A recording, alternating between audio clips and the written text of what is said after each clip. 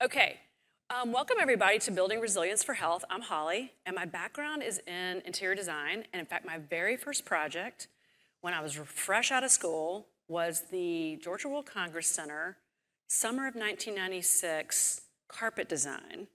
So I go way back, but I also have been a green building consultant for many years, working with product manufacturers and helping them to green their materials, to green their marketing materials, to help them in training and sales and education development, that type of thing. And now I'm the Director of Strategic Partnerships and Education at CIRI, Chemical Insights Research Institute. We call ourselves CIRI. About 33 years ago, I met this lovely person, Dawn. And so you want to introduce yourself? Sure. So I'm a research fellow for ASID, which is the American Society of Interior Designers, and I run their sort of research division, sort of looking through not only our market research, but also those resources that we might want to use to help both designers and manufacturers. We met at Auburn University 33 years ago. I should have said that many years ago. So you might have noticed that UL circle. You might have seen that before on your electronic appliances at home or what have you. So you may not know this, though. UL has actually organized or divided themselves into 3 different entities, completely separate and distinct. So we have a for-profit company that's UL Solutions that does certifying, third-party testing, with a standards engagement company. And then there's a completely separate 501c3 nonprofit called UL Research Institutes. And within UL Research Institutes, they're focused on public safety. There are 5 research institutes, and CIRI is one of them, focused on human health. Now, I do want to give a quick disclaimer because I know that it's the political season. These colors are only representative of our organizations, not of political affiliation. No. Yes. Next for Dawn. Yeah, so the American Society of Interior Designers traditionally has been there as a professional organization representing the interior design and advocating for their value within the industry, right? Sort of what we bring to the table. You may know, like, we have advocated and initiated like certification programs so that you can be NCIDQ. Recently, we have expanded our membership broadly to include everyone in the interior design industry. We realized in doing some research about the industry that interior designers are in 30 different industries, manufacturing, retail, furnishings, quite a broad range, and that our industry partners are equally as valued members of the interior design industry. They're the ones who are producing all of our products. They're the ones who are giving us all the resources that we need to then make and design beautiful spaces. So we have now have kind of a breadth in sort of what we're doing, and we're trying to really sort of broaden it so that we do represent more than just the traditional designer, but also all of the interior design industry. So today we're going to talk about the current trends in interior design. We're also going to talk about new research that we've done on material resiliency to climate change. We'll also introduce to you a new ASID Impact of Design brief, and then we'll have time for Q&A too. So with that, I would like to turn it over to my dear friend Dawn for current trends in interior design. Thanks, Holly. Wait, okay, green, right? Yep, that's it, you're good. So each year, the American Society of Interior Designers catalogs the latest ways that we live, work, play, and heal. Many of you guys may know this. We do this annually every year. It comes out around January. This year, notions of comfort, connection, and the blurring of traditional boundaries between market sectors, spatial types, and specialties have impacted the design practice in transformative ways. Amidst the popular discourse surrounding artificial intelligence, celebrity culture, social media, and misinformation, we see consumers seeking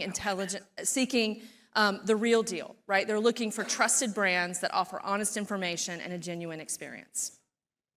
So last year, Merriam-Webster identified authenticity as the word of the year, and we see it as a common thread running through the trends impacting interior design in 2024. And here are a few of our top societal and demographic trends that are impacting designers and manufacturers this year. So first, Gen Zs not only entered the workforce, but they're occupying consumer culture. What? Click it. See that big one? Yeah, got it. So Gen Z's here, right? They're occupying a large area of commercial culture with heightened awareness and a different set of priorities, right? Stemming from a unique set of experiences. Many of them have witnessed political, social, racial, and cultural conflicts, as well as shootings and brutalities and natural disasters and war, right? So they definitely have a unique set of experiences, not to mention the pandemic. So they have evolving empathies and concerns that many of us will need to live with and learn from. So 2, Americans are experiencing family life in increasingly different ways, right? So with the number of those living alone on the rise, it's not surprising that many are seeking connection. They seek camaraderie and comfort, 3, right, in spaces that foster a sense of community. 4, with rising healthcare costs, aspects of health and wellness have increasingly shifted to self-care and prevention.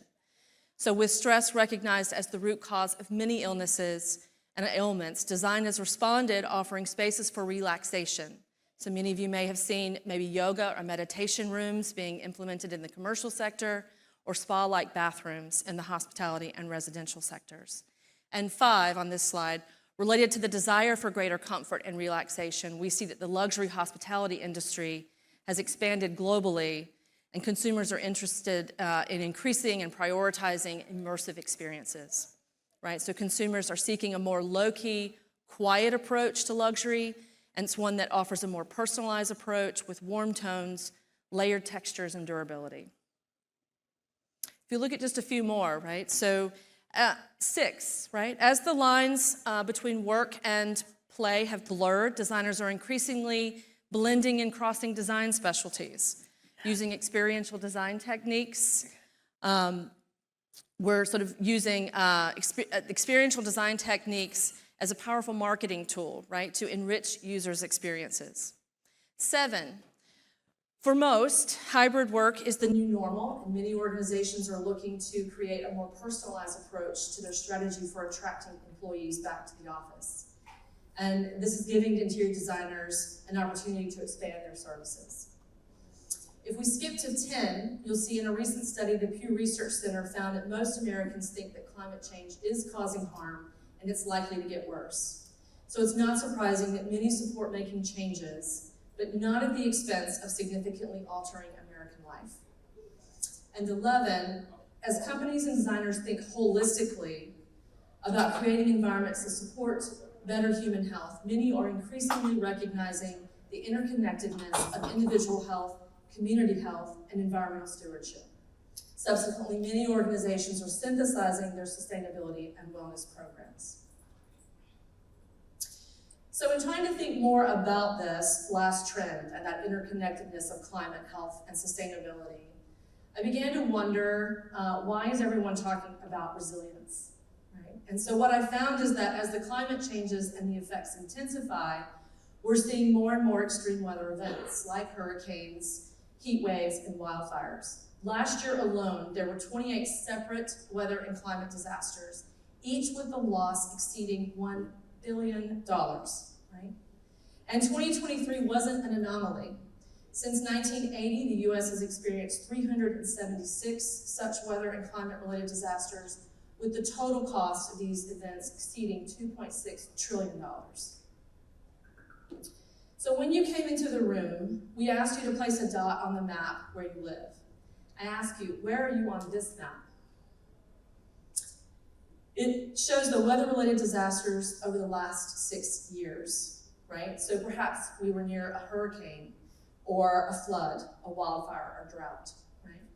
Unfortunately, we see that most are affected in some way by these extreme events, either directly by personally experiencing the devastation, or indirectly through maybe a family or a friend, a family member or a friend. Right? In addition to weather and climate disasters, we've witnessed changes in temperature over the last year, as shown on this map, right? And so these warmer temperatures that we're experiencing have increased in, right, elevated air and water temperatures. And those have led to positive outcomes like longer growing seasons or earlier springs, but also negative outcomes, right? So like prolonged heat exposure, increased ground ozone, increased mold, and the growth of pathogens, right? And during this same century, we've also experienced changes in precipitation. Unfortunately, some parts of the country are experiencing significant increases in the form of storms and hurricanes, while others are experiencing decreases, right? That's led to droughts and higher incidence of wildfires. So if we return to our top trends, knowing this context, it's not surprising then that we see wellness growing globally and becoming a $1.5 trillion market. It's going to grow, we expect, 10% annually moving forward. We also see that 2/3 of Americans say that they've experienced at least one type of extreme weather event, and many companies are increasing their commercial real estate budgets to manage, improve, and report on their progress towards sustainability targets. Consumers are experiencing change and seeking trusted brands. Designers and manufacturers familiar with how the built environment impacts human health will be in an advantage, particularly with this newest generation of consumers, the Gen Z. So as companies and designers think holistically about creating environments that support better human health, many are evaluating their objectives and aligning them with a new set of priorities focused on adaptability, resilience, and flexibility. Designers and manufacturers have an opportunity to think more holistically and strategically with their clients, integrating well features to improve occupant health, as well as LEED credits for better energy efficiency, water conservation, material selection, lighting, and waste reduction in their design solutions. Specific to health and wellness, consumers are continuing to look for products that benefit their health and wellness goals, right? So designers are looking for products that help support biophilic design principles and self-care spaces. Experts, such as designers and manufacturers knowledgeable of the WELL building standards and these LEED credits, again, we believe will have a strategic advantage when competing for that business. And most clients, specific to this idea of climate, sustainability, and environment, understand extreme weather events aren't going away anytime soon. Designers and manufacturers must be realistic about current challenges related to weather and sustainability and offer solutions that help deliver a better, more resilient built environment. And I will say that ASID is committed to working with partners like Chemical Insights to provide designers and manufacturers better tools and guidance for how to address these and other client concerns, particularly when it comes to material selections, sourcing, and installation. Awesome, thank you so much. So, yes. So I'm going to talk a little bit about some new research on material resiliency related to climate change. So based on some of the things Dawn was just talking about, we know that these extreme weather events are happening, right? And we know those have impacts on our built environment. So we often think about these external stressors, such as high winds and storms and fires and extreme heat and snow and floods. We don't often think about those interior stressors. We might have thought about some of them during COVID, but we have so many things that we're looking at: chemicals, mold, particles, temperature, humidity, and dust and allergens also impact us when we're in our interior spaces. But what happens as a result of this extreme weather? Depending on how durable the outside is, the inside can experience a range of impacts. And in fact, even with no exterior damage, the building materials can behave differently, resulting in poor indoor air quality and more exposure for the people inside, especially when you have extended power outages. So when you have those and you have water infiltration, you really begin to get to human health impacts. Now, if you do have exterior structural damage, you'll often have debris. So oftentimes it can be hazardous debris, it can be an air quality issue, it can be a water issue, but it also presents an opportunity for us because it means that we can replace those materials with materials that are more resilient in that way of thinking about things. So we know that all these stressors have impacts on our human health. They have impacts related to extreme heat, illness, and death, cardiovascular issues, allergies, asthma, foodborne, waterborne pathogens and illnesses. We also have some drowning and increased risk of injury and stress-related disorders as well. So you remember what Dawn talked about with so this happens more and more, these human health impacts, with our sensitive populations. So children have smaller organs, they have quicker breathing, they have more hand-to-mouth behaviors, and oftentimes they're not aware of there might be an indoor air quality issue where they are. So they're a more sensitive population. The elderly are also a sensitive population. We also notice pregnant women or people that are in lower socioeconomical disadvantaged communities might also be in sensitive populations. So our current approach to sustainable design will be probably pretty familiar to all of us. So on the green side of the screen, we see that we are all focused on trying to make our buildings more airtight and our energy systems more efficient, and make our ventilation systems more efficient. On the blue side, you see we're also trying to reduce our carbon emissions. These are amazing, great, sustainable design approaches. But I'm going to ask you to keep this in mind for a moment, and we're going to take a walk back in history, looking at how we got here from an indoor air quality perspective, and then I'm going to ask you to consider adding a new approach to the sustainable design formula, if you will. So if we look back in history, around the 1950s after World War II, we had mass production of these synthetic materials. And then right in the 1970s, we had an oil embargo where we had an energy crisis. So what we thought we would do is we would make our buildings more tight, provide less ventilation, and fill them up with synthetic materials. No problem, right? And so then we realized we had SIG building syndrome. And so this term became more and more popularized. In 1970s, 1984 or so, 1970s and 80s, it was becoming more popularized. In 1984, the World Health Organization released a report saying that globally, 30% of all buildings were having air quality issues. And so then we had two significant events happen in the US where we really popularized this term. The EPA had their employees in a building called the EPA Waterside Mall that failed and they could not occupy it anymore. And the state of Washington campus was another major failure. So what we realized was some of these construction materials are actually contributing to the air quality issue. We began to realize that at that point. And we developed environmental chamber technology to evaluate the emissions.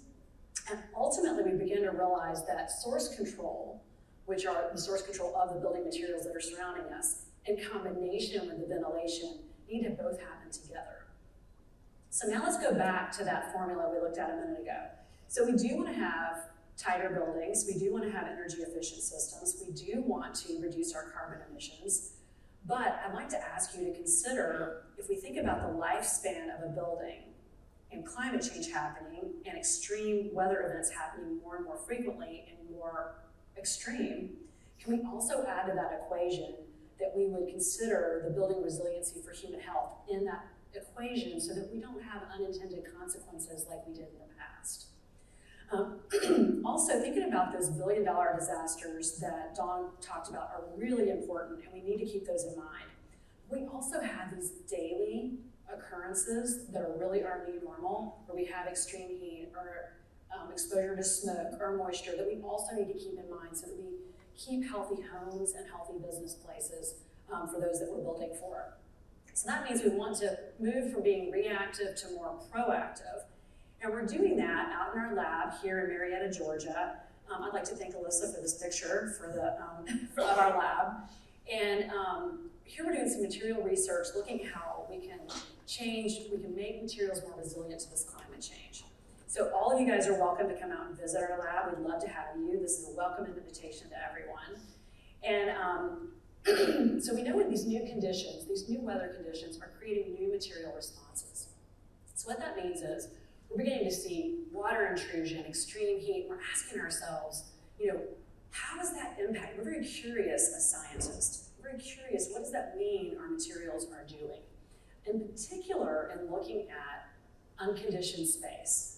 So you might have unconditioned space for a variety of reasons. So we had a Vermont school recently reach out to us, an elementary school, and they said, prior to climate change and the weather patterns that we're seeing change, we never needed air conditioning, but now we're seeing over 90 degrees days. Is that an issue? They asked us that question, and we're like, we don't know. But there might be a variety of reasons that you would not have air conditioning, even though it's kind of hard to think about in the Southeast. It could be, you can't pay the power bill, I've been there. Or it could be all the way up to, I have a really good friend who's a renowned architect who's building a passive house, and he likes the house hot. He never thought about that extreme heat and higher temperatures might be an issue. So let's take a look now at a little bit of our research.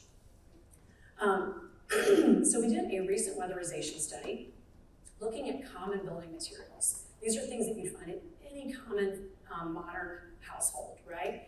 Anything from the ceilings to the walls to the flooring materials. And we looked at them in 2 different test scenarios. We put them in at 73 degrees Fahrenheit, about 73.4 degrees Fahrenheit for ambient temperature.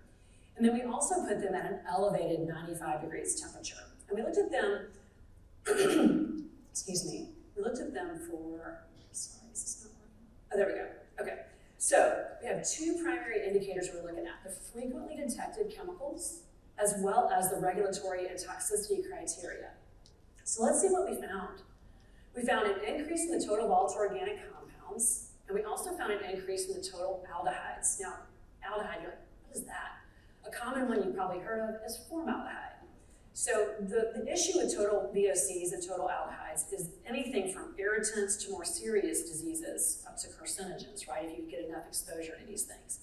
So what you'll see here are 2 tables, so the TVOCs and the total aldehydes, and you'll see the materials on the left-hand side, and you'll see the percent of increase of emissions on the right-hand side. You see lots of red boxes, so you see that there's lots of increases, oftentimes over 100%, over 200%, over 300% of the typical emissions you would see. You'll notice in the gold bar, those are the flooring materials, and we noticed a real increase in this area in particular. What this demonstrates to us, and I actually just heard someone saying this in the hall as I was walking out, oh, don't worry, all of our products are third-party certified. And I thought to my mind, I hope they're coming to my session right now. Because what we're realizing by seeing this data is that the certifying bodies are certifying those products in ambient 73 degree temperatures Fahrenheit. They're not looking at these products in 95 degrees, which might be the current expanding real world application. So let's look at the frequently detected chemicals. So then on the left-hand side, or on the y-axis, you'll see the building materials listed. And then across the x-axis, where you see all the bright colors, you see, these are of course all at the elevated temperature of 95 degrees Fahrenheit. Excuse me, at the color range you see is the number of times that the chemical was detected in that particular building product. And then what we did as scientists is we said, okay, what are the human health ramifications and impacts of this? And on the far right-hand side, you'll see how we organize those into just mere irritants, or renal toxicants, or PFAS-like structures.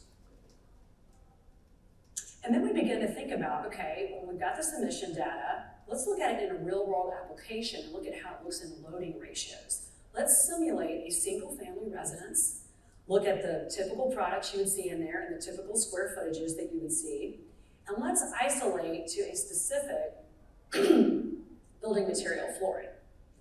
And now let's look at just this flooring type, and we're gonna narrow it down to vinyl flooring, and look at what we found. So we saw at the elevated 95 degrees Fahrenheit, we saw 2 new chemicals of concern that we didn't see at the ambient 73 degree temperature. We saw benzophenone, and we also saw neodecanoic acid. Now, what do these things mean to us? Basically, they have a range of impacts on human health, everything from an irritant to an endocrine disruptor to carcinogens. So it has a range of issues, but it also begins to help us realize that we really need to look at these certification guidelines and help them to understand they don't always represent those real-world scenarios. Another thing we want to look at for vinyl flooring is we also found an increase in toluene exposure. Now, when you have that elevated temperature, we saw that it was a 5 times elevation of toluene. But if we have a really super energy efficient building, which has lower ventilation, we had a 10 times impact of the emissions of toluene. So that's a reproductive toxicant. It's a California Proposition 65 regulation, regulates against the toluene being present. So one last thing on this. We wanted to look at the exposure. We said, okay, is this an acute exposure, something that would be a quick onset? So like, oh, I got a quick headache, or wait, Dawn had an asthma attack. That's a quick onset, acute exposure. You don't need to worry about all the math and stuff on this page. Everyone's like, what's going on? I'm in trigonometry class, wait a minute. No, and then chronic basically means you've got a long developing syndrome or condition. right? So acute's the quick onset headache, asthma. The chronic is a long developing syndrome or condition. But what we found with the elevated toluene that we looked at a moment ago is that the level shows a hazard quotient of 15. And anything greater than 1 is considered a chronic exposure risk. So, and the thing is, in any space that we're in, like right now, we're being exposed to multiple chemicals, right? And so we always have this chemical cocktail around us, but this begins to show us that real world mixture. So it's not just the one thing of toluene, it's everything together. So we say all this not to scare anyone, but to say that our goal is really to storytell the science and to take the science from research to impact. So we put together the best research minds. We've got our research partners, MIT, Harvard, Georgia Tech, Emory, and locally here. And we together use the best lab equipment, what have you. We do the research, we publish our findings, whether it be in journal publications or magazine, or architectural record, interior design magazine, what have you. And we do presentations like the one today, so that we can help to mitigate those risks and raise awareness. And we do that with partners such as ASID. And we've done that we've worked with ASID for several years now. And we have a memo of understanding, a real partnership that's codified. And we do things like we share our education on their website, where we have our e-learning tools and our toolkits and decision trees that help designers make better decisions on specifying products and things like that. And then we do presentations like the one today. In fact, we're going to do another one at ASID Gather, their conference that they're going to have in Denver in August. Yes. So with that, I'll turn it back over to Dawn so she can walk us through a recent brief we developed together. So recently, in partnership with Chemical Insights, we have developed and released a new impact design brief. And you can find this on our website. It's available to anyone that's there. And it provides designers and manufacturers sort of all this background information that we've talked about today. It talks about emerging issues related to indoor air quality, climate change, and resilience. It explores the connection between interior designers, human health, and building resilience, and it offers guidance. That's what this first brief is intended to do, right? Sort of give people some actionable steps that they can take to begin. We know it's a journey. They're going to begin to make this sort of change and begin to add resiliency to this discussion that we've been having about energy and sustainability and wellness, right? So in this brief, right, you'll read more about what we've outlined here today, and you'll talk about, we talk about the chemical landscape that Holly outlined to kind of where we got to where we are today. With this, 40-fold increase in the chemical production in the last century, right? And this rise in synthetic products, which is coupled with this focus on airtight buildings, right? And I know we're interested in conserving energy, no one's arguing against that, but we also want to make sure that we're thinking through what that impact has and that increase in volatile organic compounds, the semi-organic volatile compounds, and the particulate matter, right? This unintended consequence that Holly spoke about, right? Which is always, which we've outlined, right? Which is causing this chemical-related indoor air quality issue that we're trying to resolve, right? So we're trying to sort of mitigate this, the building-related illnesses, any litigation that might be forthcoming, or any potential leasing problems, right? And we believe that once equipped with greater awareness, designers and manufacturers can drive market transformation and provide products that will help us develop and design healthier spaces, right? We have this opportunity to reduce indoor air pollution and achieve better building resiliency as our climate changes, right? We have this ability to be proactive and evaluate potential impacts and prioritize the selection of the materials that we're specifying, right? We had this opportunity to minimize really the human health impacts of our decisions. And so one of the things that we outline in this brief is, like I said, some actionable steps, some recommendations, right? Both of us are designers and specifiers, and we thought through kind of the current design process, kind of when we selected materials, what we selected, what kind of information we looked for, right? And we know that meeting client expectations while also incorporating these resilient strategies, right, to design projects is complex. But we recognize that the design process must shift, and we need to respond to these changes that we're seeing. We have an opportunity to improve building resiliency and mitigate these unintended outcomes, right? So first, we recommend using an integrative design process that brings the owner, the design team, experts, stakeholders, manufacturers early to the design process to establish goals, set priorities, and identify occupant risks, right? What is the problem that we're trying to solve? For example, is it an acute issue? Is it a chronic issue? Is it both? Second, we ask you to be proactive in evaluating your potential impacts, to prioritize those materials, finishes, and furnishings that minimize the risks, right? That reduce the pollution and achieve better building resiliency. And lastly, we want to make sure that we remember to convey the strategies being implemented for greater transparency and trust, right? To assess those outcomes and to ensure alignment and demonstrate results, particularly when you go back to thinking about the trend. People are much more interested now than they've ever been in wellness and outcomes and trying to understand what we're doing to mitigate these risks. So I will end this by saying, as stewards of the interior environment, designers and manufacturers have an opportunity, right, to shift and expand their focus, to do what Holly's saying, right, add this third component to the other two that we've been trying to solve. We have this opportunity to shift from being reactive to being more proactive, right, to mitigate these risks and to establish a new normal. Currently, we're working, as this suggests, on a next brief, right? We're trying to think through our a greater guide or toolkit specifically on this issue of extreme heat, outlining kind of the work that they've been doing, the research they've been doing, and thinking through how we can put together a toolkit and a guideline for designers to think through in their design process. I'm happy to work with manufacturers as well to think through when they're doing product development, right? So knowing this information, how can we put together a greater framework for when we need to ask the right questions? What questions do we need to ask and what solutions are available, right? And so at this point, we'd like to open up for questions, right? To see if anyone has any questions or comments or things they'd like to ask. Yes, ma'am. Holly, what was your response to the Vermont school? We were looking into it. Okay. Our response was, and that's really, I think we started the research before that question got asked, but when it got asked, we were like, this is so applicable because there's so many places like this Northeastern school that would not typically experience these 95-degree days. And now we're doing actually a second phase of research right now, where we're expanding it for more materials. Actually, we reached out to Dawn to help us do that.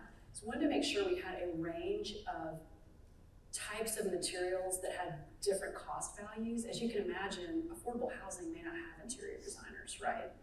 And so what are their materials? Or, where are their materials sourced out of? So we wanted to have a range of cost values.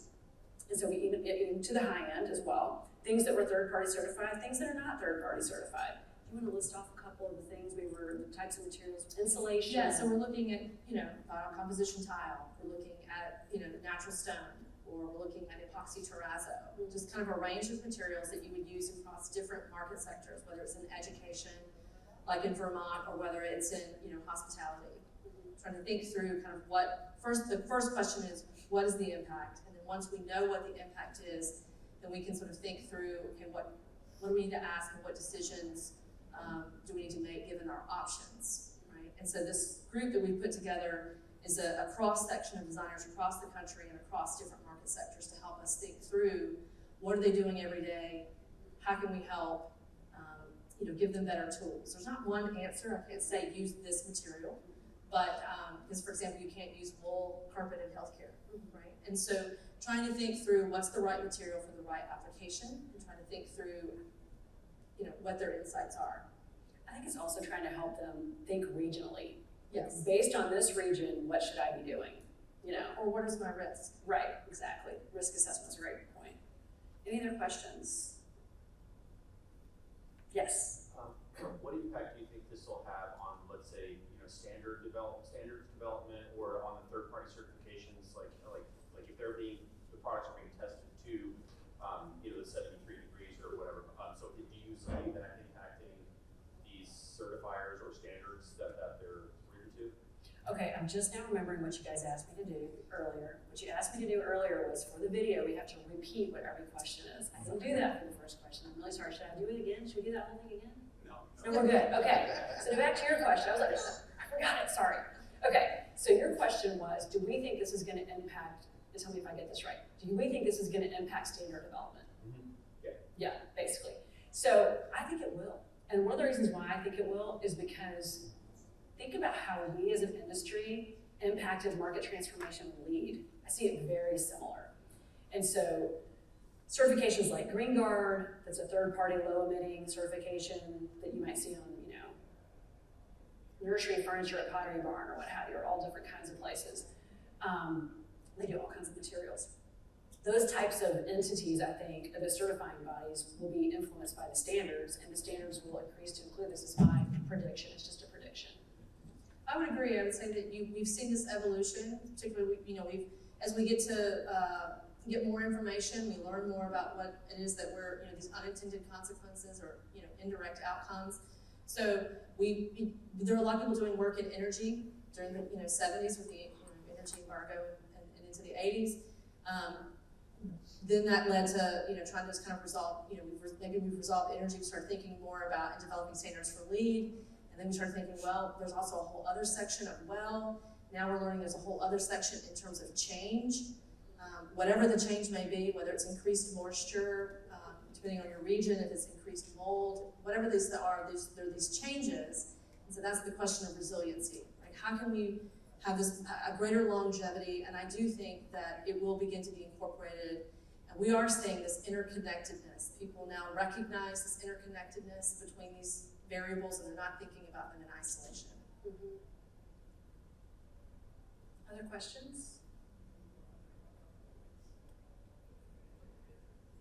Awesome. Thank you guys so much. We really appreciate it. Come on up if you've got questions. Oh, wait. We got resources too. Hold on. If anybody's interested in these resources, right? Okay, here we go. I'm like, oh. Okay, so we've got resources on the ASID website. We've got free download of the brief. You don't have to be a member. We've got ASID Gather presentation we talked about in Colorado in August. We've got a NeedCon presentation on YouTube, on our YouTube channel. We also have our Siri resource library, and we are knowledge contributors at ASID, so that's on there as well. But I want to give you this QR code that you guys can go to for more resiliency resources. And that's where you can find our research as well on the materials. And when we have our phase 2 come out, we'll have it there as well. And we'll have both, maybe both reports there. That'd be good. That'd be good. Thank you guys so much. You've been an Thank you awesome for- audience. We really appreciate it.